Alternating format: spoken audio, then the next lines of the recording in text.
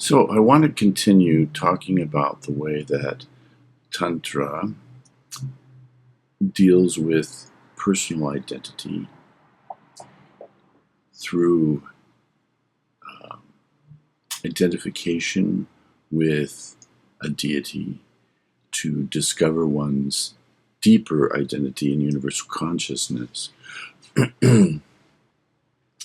As I mentioned in a previous video,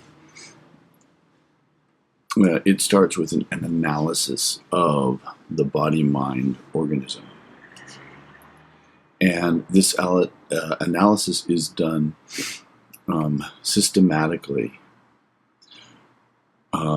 by focusing on each of the five senses and also then the mind, and how each of these ways of interacting with the world and actually creating the world, in a sense, because the world that we perceive is the only world we can perceive with our five senses in mind. In other words, it's like always wearing rose-colored glasses and assuming that the world is rose-colored.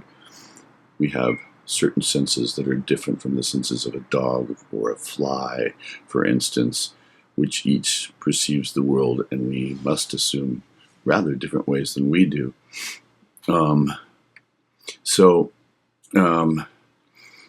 Our unique human way of seeing the world, of seeing or hearing or perceiving the world, happens through these modalities, and collectively these modalities create an experience of the world and an experience of self within that world, which are intimately connected. It's not like our experience of self is somehow fundamentally different from the world around us. They're all of the same substance, we know, all stardust, all energy at some level.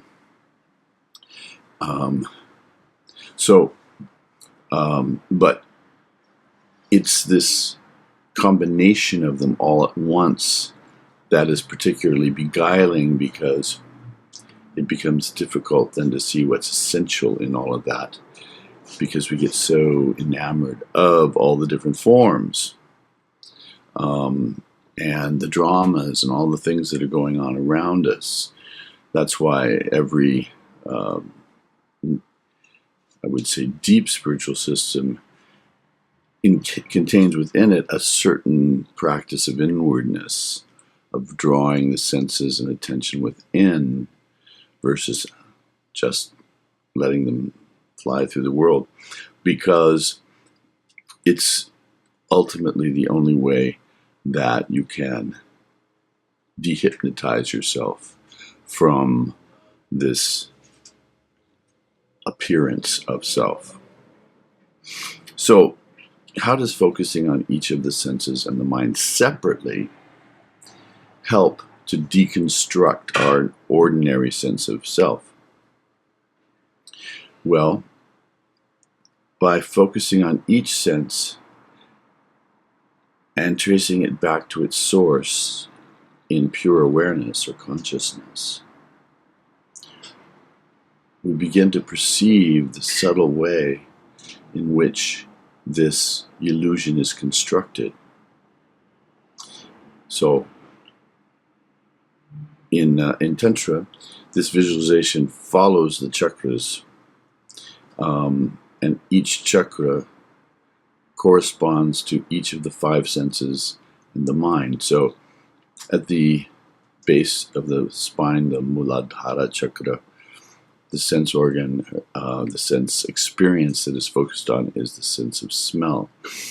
So begin with an actual smell in the real physical world, something that's an immediate experience, a conscious experience, and then trace it back to its origin in the brain, and then beyond that, behind that, to the awareness that is behind thought, that generates thoughts, of course, but is the substance of thought, but is prior to thought.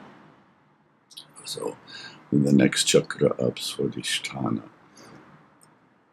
taste, The next one up at the navel, approximately, or solar plexus, is sight. And at the heart level, touch. At the throat, sound. And then at the the eyebrows, is the mind itself. Mind, memory, fantasy, imagination. The inner world, the mental world, the subtle world of the senses behind the physical gross senses. So behind that also then pure consciousness. So in this process, this systematic process of deconstructing our experience into its component parts, which are called the elements, not of the physical world, but the elements of experience, then we see how this thing is constructed. And so it no longer completely is convincing.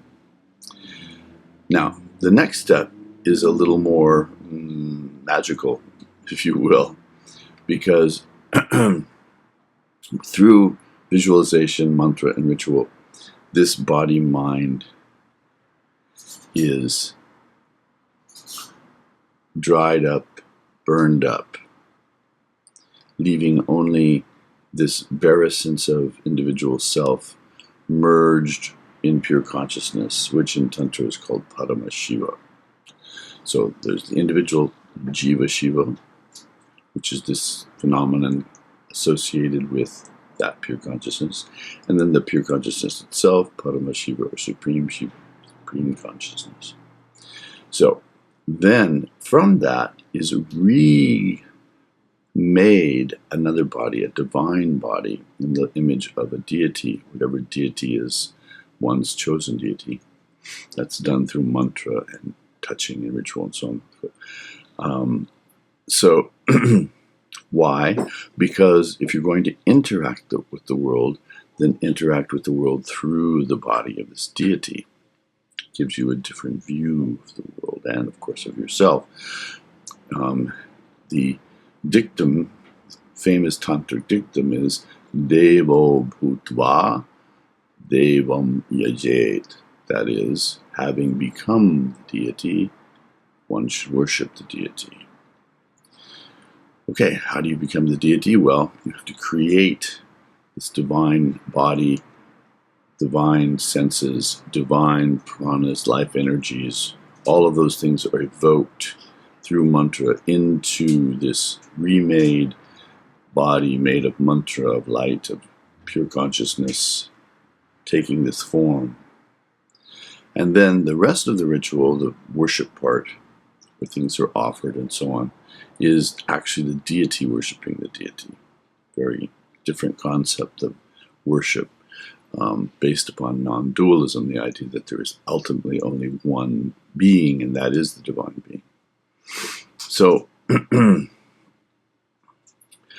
between these two states of interacting with the world is that state of pure consciousness. Now, for the Mayavadis, the practitioners of Shankaracharya's doctrine of Maya or illusion, that is their ultimate state. And it's what Ramakrishna used to call the state of jnana, or knowledge, where you know that there's this essential self that is the universal consciousness. However, there's a state beyond mere knowledge, which he called vijnana, or extraordinary knowledge, and that is when awareness comes back into this divine body, and then you see the world around you the way that the deity sees the world, and that is glittering with consciousness, that this one consciousness that's become all this, and that shines through and as all of the phenomena world. And that is, to say the least, an extremely blissful and wonderful state. So that's more the goal of Tantra, rather than just merging in the infinite and then being infinite consciousness, detached from all forms and so on, is, yes, be that, of course, that's who you are in your essence, and then come back into this divine body and see the world as the deity does. Now, this interesting point in the tantric ritual is that once having become the divine body, there is no ritual for not becoming it. You become it, and then you remain that, and that's really the goal, is to become the deity, and then to experience the world in the blissful way that the deity does.